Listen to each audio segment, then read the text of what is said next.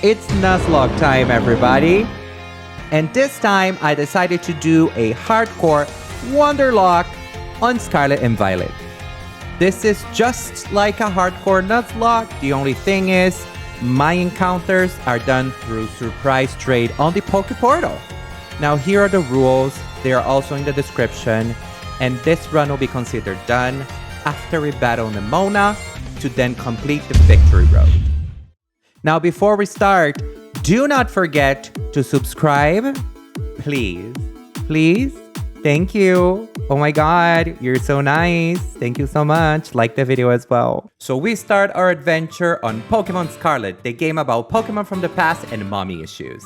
We name our character Barbie, get enrolled in the Naranja Academy, and start our adventure. The thing with this kind of Nuzlocke is that it takes a little while for us to be able to access the Poképortal. So I will be considering these 5 encounters until we get there. Your starter, the mandatory Lechonk, Pokepath, South Province Area 1, and Inner Grotto.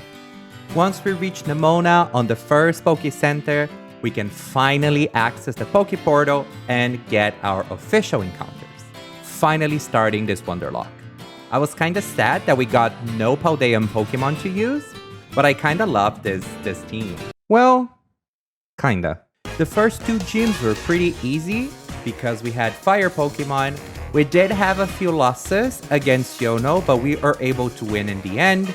We got lucky with a Pikachu trade, evolved into Raichu, and we're ready to one-shot everyone in the Water-type gym.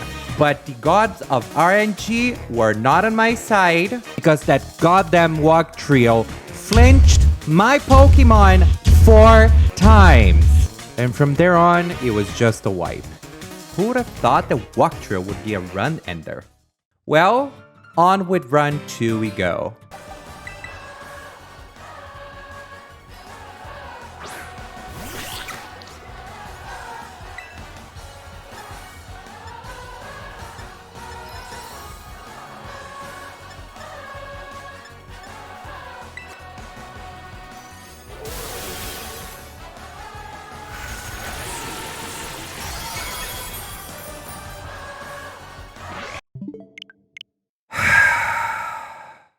Pokemon Violet, the game about Pokemon from the future and daddy issues. Anyway, here we go, starting our story. Barbie the Third enrolled in Uva Academy, ready for her adventure. Our first encounters as soon as we find Nemona are Psyduck, a Fletchling, a Jigglypuff, a Quaxly, yes, and a Charmander. Oh, hi. Editor's note here. Quick disclaimer, we're not giving any nicknames because not all Pokemon from all game languages can be nicknamed. So we just thought that wouldn't be fair that only a few Pokemon could be nicknamed. So yeah, back to the video. Enjoy. Well, we do all the things we need to do in the academy. Hey, Daddy!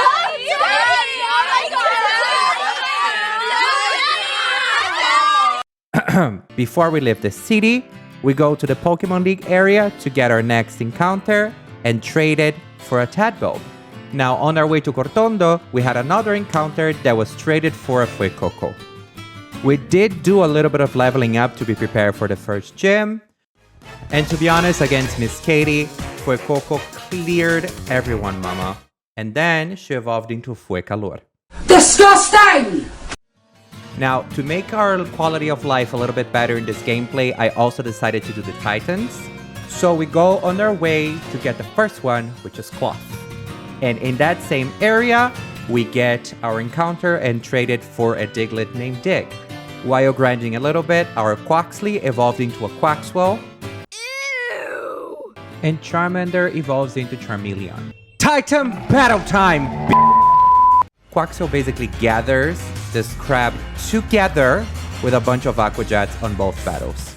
Now being able to go a little bit faster, we go to the second gym, and on the way there, we decide to get a Moonstone to evolve Jigglypuff. And to be honest, this next gym battle, it's another Fuecalor Sweep Mama gathering the girls. Before going to the gym, I decide to do the next Titan. So on the way to the Little Bird, we are able to get another encounter, which is traded for a Scorbunny. work. Also, we were able to find a Thunderstone to evolve our Tadpole into a Ballyboat, which was key for our battle against the next Titan that I'm not gonna even try to pronounce the name because I'm not gonna be able to do it correctly. Cheap, cheap, Titan battle time. And after a bunch of charge electric type attacks, we're done with this battle. And now we're able to walk on water just like Jesus. I love you, Jesus. Giving us the ability to avoid a Team Star battle on the way to Levencia, which is really helpful. Now, before we get into the city, I decided to get more encounters in East Province areas 1 and 2, and from the East and South Paldean Sea, giving us 4 encounters. And our new members are a Mudray, an Eevee, a Flitto, and a Rotom. And that little horsey mama will be helpful against the next gym leader. And let me tell you something about Miss Girl Yono. This little girl is a Nuzlocke ender, and very complicated because the jump in complexity of battle from the 2nd to the 3rd gym is insane. And this is what I did in this battle. I prepared my Wigglytuff with Calm Mind and Stored Power to be able to get that good boost and one-shot our way to the win. But that didn't work very well because Wattrel dealt a big chunk of damage on Wigglytuff. So I had to use Stored Power a little bit earlier than I wished, one-shotting Wattrel and leaving Ballyboat with 1 HP. And this little blob almost kills Wigglytuff. So I am forced to change and I select Mudbrave to come in, finish the job with a Bulldoze, and then one-shot the Luxio with another Bulldoze. And because I am kinda dumb, I thought I could handle 2 Hexes, and I did it. So Mudbrave died. That's fine, that's okay, because we send in Ballybolt, and we take advantage of its ability Electromorphosis, and after a few lucky sparks cutting through confusion, we are able to defeat Miss Magus and defeating Yono and finishing this goddamn gym. And now we go to the next area to get an encounter and trade it for... Oh.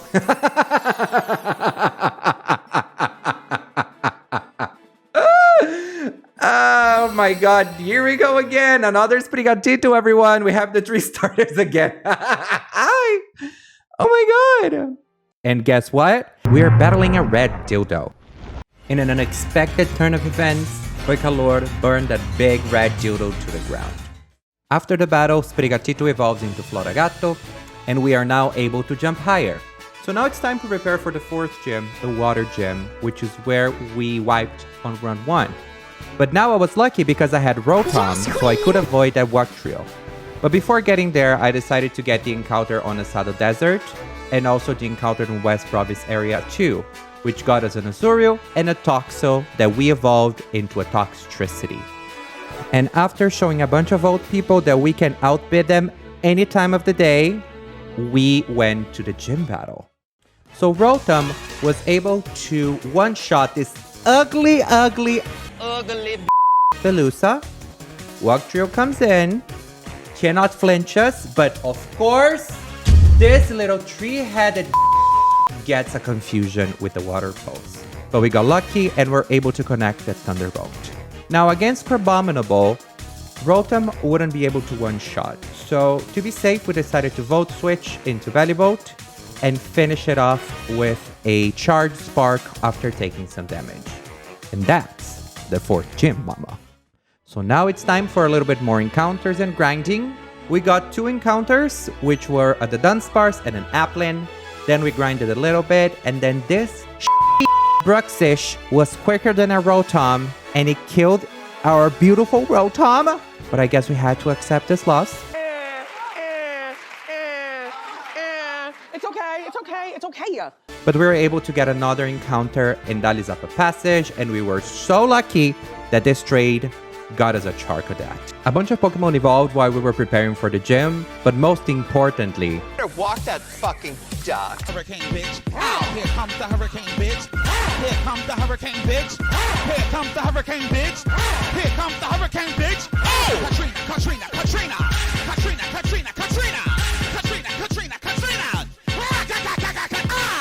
And then we go to battle Larry in the gym that is in a restaurant where people mysteriously disappear. And I gotta be honest, this battle was a little bit messy because of my bad decisions. So we started Wigglytuff with a defense curl and stored power kind of strategy. It didn't work very well because of the yawns from Komala, but we were able to two-shot it with stored power. Now, because Wigglytuff was sleeping and I needed a clean switch, I decided to sack it. I choose Cinderace, who gets a lot of damage because he misses a high jump kick and then gets hit with a move from the Dunsparce. Then I send in Sparkleval, who also gets a lot of damage. Then I switch into Scarlet, who gets paralyzed. And after some damage, guess what? We get a crit. Didn't play around the crit, I'm aware. But Scarlet, unfortunately, is gone. So now, in comes the Pokemon that I should have brought since the beginning, Meowscarada. And she finishes the job. And then after 2 flower tricks, we kill the Staraptor, surviving a stronger aerial ace. That just shows that Meowscarada is the true diva of this run. And that is 5 gyms down. Next step is more encounters and grinding to prepare for the 6th gym. So we decide to evolve Charcadet into a Cerulege, which was key for the next gym. We got our next encounter in Glacial the Mountain, and we got...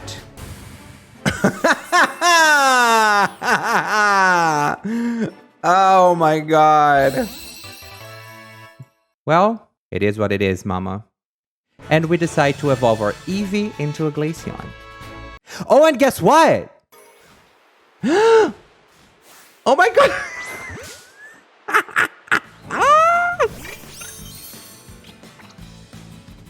As a sign of great luck for this run, we found a shiny and we got that shiny. Grinded a little more and went to the gym.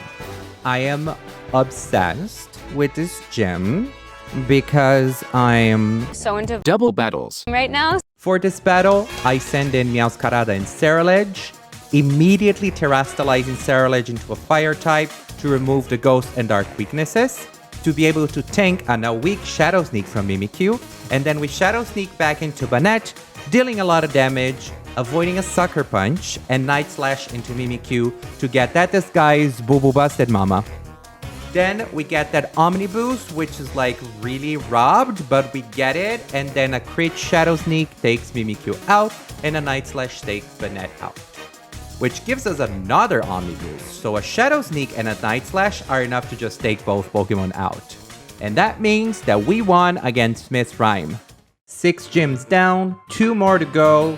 We go and prepare for the 7th gym. To do that, I decide to go to a few areas that I didn't get encountered before. So we go to South Province areas 4, 5, and 6, and Alfornada Cave. And the traits that we got are a Sandile, a Riolu, a Slowpoke, and a Hariyama. Now we go to Alfornada, and after doing the worst gym test ever, we start our battle against the diva herself. Walk for me, walk for me, walk for me, walk for me, walk for me, walk for me, serve, walk for me, serve, walk for me, serve, walk for me, serve, walk for me, walk for me, walk for me, walk for me. I'll see you after the function. For this battle, I lead with Cerulege, immediately again terastallizing to take out its weaknesses. And we are able to take a little bit of damage from Farigiraf, and we take it out with 2 Night Slashes. One shot the Gardevoir with a Shadow Claw, we tank a Psychic from Spatra, but then another one shot with Shadow Claw. And then against the Florges, we keep Cerulege and try to one-shot it with another Shadow Claw, which doesn't happen, so the flower takes us out. Then again, in comes the savior, Meowscarada, and finishes the battle, and we have 7 gyms down, 1 to go. But before we do anything else, a cheeky Titan battle. Balls, balls, balls, balls, balls, balls, balls, balls, balls, balls, balls, balls, balls, balls, balls, balls, balls, balls, balls. Well, power to the balls. Now we can glide. Whee! And now on to prepare for the last gym, which means partial extinction of the Chansey population of Paldea. While grinding, Fletchinder evolved into a Talonflame, Flitto evolved into a Spatra, Charmeleon evolved into Charizard, and Deerling evolved into Salzbuck, Appling evolved into Flapple, and Riolu evolved into Lucario, giving us a bunch of options against the Ice Gym. Oh, I was almost out of breath there.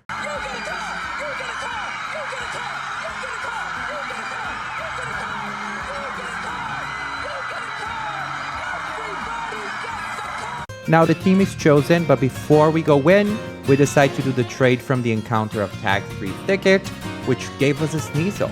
Whee! Gym time! For this battle, I lead with Talonflame to set up Tailwind to avoid being in disadvantage because his Frostmoth always sets Tailwinds here. In the next turn, we are able to one-shot it with Flare Blitz, then in comes the Titan, and we go for another Flare Blitz, dealing a little bit under half health. And then we get hit hard with a Liquidation that leaves the Titan burned because of Talonflame's ability Flame Body. So we decide to switch into Lucario to tank any hits that would get from the Titan and finish it off with a Brick Break. Now Beartic comes next, and because this big Ice Bear has Earthquake and can one-shot Lucario, we're switching to Charizard, avoiding it, and then we fire Terra into a Flamethrower to guarantee the Q against the Beartic and then against the Lucario. And that's how you get the 8th Gym Badge, which means that we are now kinda ready to go to the Pokemon League, but we need to prepare. So we got a lot to do to get there. First, we grind a little bit, killing more chances to get some levels on other Pokemon that we got.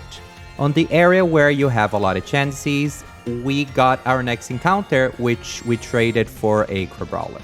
And while grinding, Psyduck evolved into a Golduck, Sneasel evolved into a Weavile, Slowpoke evolved into Slowbro, and Sandile evolved into a Krokorok. We did have a few encounters left, so we went out to get all of them, and the trades were a Hoppip, a Primeape, a Cyclizar, a Gimmighoul, and a Wingull. Now we have 100% of our encounters, all of our options are on the table. We choose the Pokemon that we want to potentially use in the league to get them to the level cap. And also we got a shiny Chansey, by the way. 10 minutes after I told chat I was turning off stream to do some level grinding.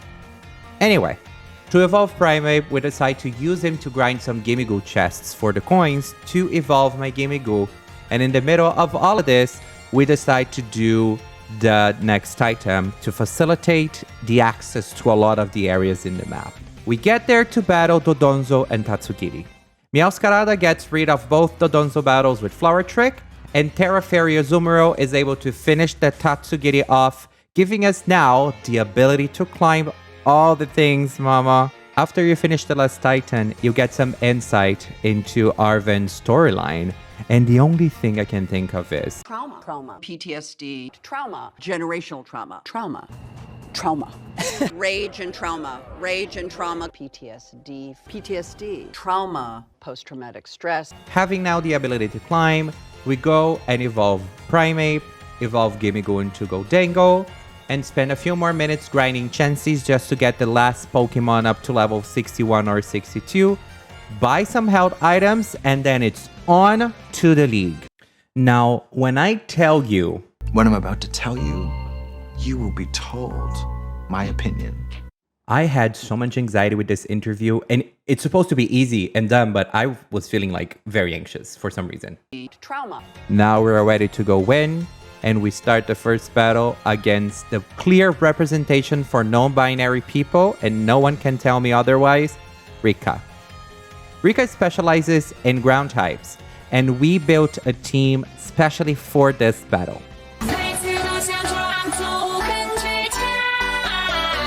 I lead with Meowscarada against the Whiscash, which takes it out with one Flower Trick. Against the Camerupt, we decide to U-turn into Quaquaval. Get yawned, we are able to take it out with one Waka Step, and then we fall asleep. Now against the Donphan, we switch into Glaceon, and Glaceon takes a pretty hefty Earthquake. So we decide to take the safe route using Snowscape to increase physical defense and also increase evasiveness due to the Snow Cloak ability. Glaceon leaves Donphan with 1 HP with the Blizzard because of Sturdy, then takes a Stone Edge and finishes it off with a Knife Shard. Next in is Dugtrio, who sets up a Sandstorm, and we got really lucky because we ended up connecting Blizzard. And Dugtrio was one shot to death. Now in comes Clocksire, Rika's ace. And to our benefit, honestly, she decided to go with Protect. So we could set up Snowscape, and then on the next turn, we just one-shotted with Blizzard, finishing the first Elite Four battle, and honestly proving that Glaceon is an absolute icon in this run. Next up is the one who ran away from kindergarten, Poppy. Now, because we are able to change teams between battle, and Poppy uses a Steel type, we get a whole entire team and on with this battle. Let's go. I start with Crocodile that is able to one-shot Coparaja with an Earthquake. She sends in Corviknight, and then we switch into Charizard to tank a Body Press and one-shot it with a Flamethrower. She then sends in Magnezone, and we switch back into Crocodile to try to avoid an electric attack, but she sets a Light Screen, which is not a problem necessarily because this big bitch is a physical attacker. Give me 1 second. I forgot to change my team here down. Now we use Foul Play to break Sturdy and then an Earthquake to take it out. Then a Shadow Claw and a Foul Play are enough to take Bronzong out, and then Earthquake takes Tinkaton out. That gives us the win, and we send this child all the way back to daycare, where she should be, not battling Pokemon. Next up is the Elite Four member that messes with my daddy issues, Larry. And this time Larry is using flying types. So once again, we set up a new team and go to the battle. Sucking like I'm just like, oh my god, time and place, and you did it at my birthday dinner. The plan here was to set Snowscape with Glaceon to basically try to take as many Pokemon as we could, but Tropius sets Sunny Day, and because Tropius is quicker due to its ability, Glaceon gets hits with a Solar Beam, which doesn't do a lot of damage, and we're finally able to set Snowscape and finish this thing off with one Blizzard. Next, in comes Staraptor, and we got lucky because we avoided a close combat and we one-shot it with Blizzard. So the next two Pokemon, Altaria and Oricorio, go through the same thing. So they hit Glaceon first and get one shot by Blizzard. Now this is where things get a teeny tiny bit complicated, because against the Flamigo, I decide to send in Gholdengo reading the close combat to avoid a hit. But I forgot that Flamigo had the ability Scrappy, which makes Flamigo hits Ghost type. So Gholdengo almost dies, and we have to switch out into a Azumarill, who's able to tank a Brave Bird, and then Flamigo takes damage from the Rocky Helmet and also the recoil. So we then switch into Toxtricity and try to hit it with an electric move, but we don't get any damage in because Flamigo is quicker, but get hit by a lot of recoil. So unfortunately, Toxtricity is now dead, but that's okay because that was the only part that we would actually need Toxtricity. So that's fine. We're bringing Weavile, and we finish the battle with a priority move, Ice Shard, so we don't get hit by a close combat. And that gives us the win. Now we go against the last Elite Four member. And girl, when I tell you, this hair, boo-boo garbage. But he's a Dragon-type trainer. So anyway, those things are not related. But we get ready with a completely different team, and we go into battle. Clap if you think she should suffer. We lead Glaceon, hoping to use a similar strategy, but we decide to take Northern out with 2 Ice Shards, getting hit by a Super Fang. Haxorus comes in and almost takes Glaceon out with an Iron Head that flinches him. And that complicates things a little. So I decide to try and set a Shed Tail with Cyclizar, but Haxorus is faster and I am stupid and takes our little Bike Dragon out with 1 Dragon Claw. At least he got damaged by Rocky Helmet, so not everything is lost. But now in comes the true GOAT of this battle. Weavile takes Haxorus with an Icicle Crash, then a crit Icicle Crash takes out Dragauji, another Icicle Crash takes out Flapple, and then against Baxcalibur, things were a little bit different. Because my Weavile is a Flying Terra type, I decide to Terrastallize to avoid the Brick Break damage that would have one-shot easily, and then I try to go for Beat Up, thinking it was gonna do some real damage, but it deals some boo-boo garbage, poo-poo pee-pee poo-poo damage. So then the decision was to switch Weavile into Crabominable to tank the Icicle Crash. We try to get some damage in, but we are taken out by a crit Glaive Rush before we can do anything. So in the end, we decide to send an Azumarill who finishes the job with a Play Rough. Well, guess what, Mimi? We defeated the Elite Four. So this means that it's time to battle the biggest wig on the region. Her in her Party City wigs, honey. So here's the tiny little strat that I decided to give myself an upper hand. I brought in Talonflame with the eject button. And the idea of that is for Talonflame to set up Tailwind, so Talonflame would get some damage, switch out, so we will get a clean switch in the next Pokemon. And luckily, that is exactly what happened. So in response, I send Dingo, one-shot Spasara with a Shadow Ball, and one-shot Avalugg with a Makey Rain. And I do not lose special attack because I gave my Goldingo a White Herb. The next one is King Gambit. And predicting a Kowtow Cleave, I decide to switch into Azumarill, who tanks it beautifully. Is also able to tank an Iron Head next turn, and then takes it out with a Superpower. The next one is Gogoat, and we decide to switch into Talonflame, who tanks a Horn Leech, and I try to take it out with a Flare Blitz, which wasn't enough damage, but we got lucky with the burn, and the burn is enough damage to take Gogoat out. Next up, Miss Velusa.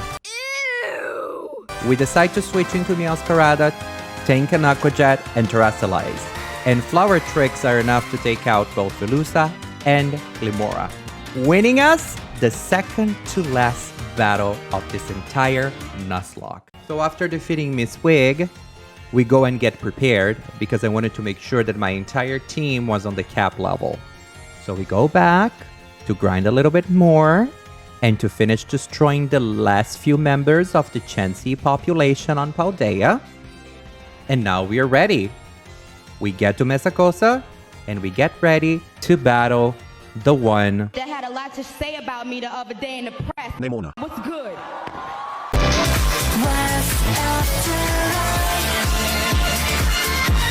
The battle starts and I send in Talonflame to do the same eject button strategy I used against Pika. But this time, Lycanroc almost takes Talonflame out, but thanks to all the sandwiches, Talonflame loves us and decides to not faint to make sure we're not sad. And honestly, that is very much slay.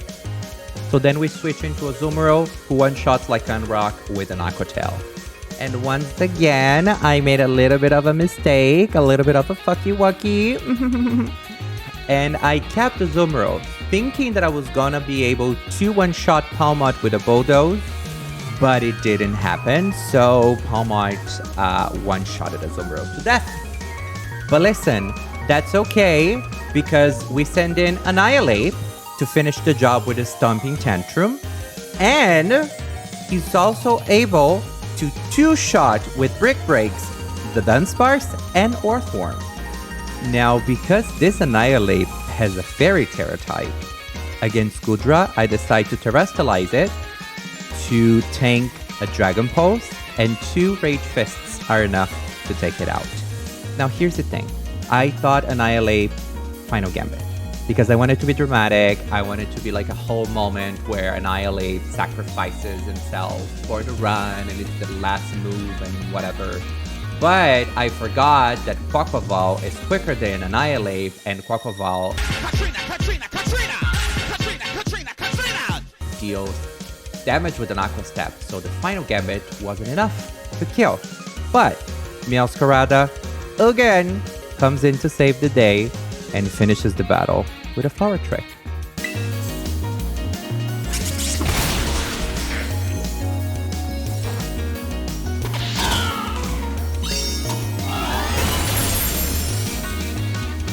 Winning as the battle, winning as the road, and the entire run.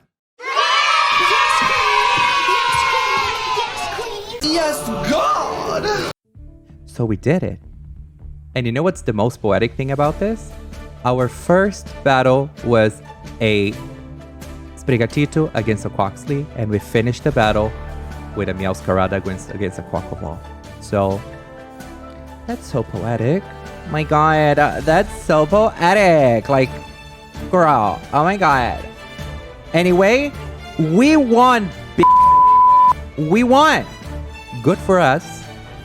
And I cannot believe that I actually did this hardcore Nuzlocke without any revival bits, whatever. Girl, I did it. Am I an official Nuzlocker now? Am I part of the community? Anyway, this was a really fun challenge to do. I had a lot of fun. It took us a few tries and the change of the game to be able to do it, but we did it. So if you want to see me do any other run, please write in the comments, and also tell me in the comments who you think was the actual MVP of the entire run. Oh, and if you want to see me play the entire thing, I do it on Twitch. So check the link in bio and follow me and watch me doing my Nuzlocks there, because that's where I go to record the content for this. And don't forget to subscribe. Thank you so much. Bye.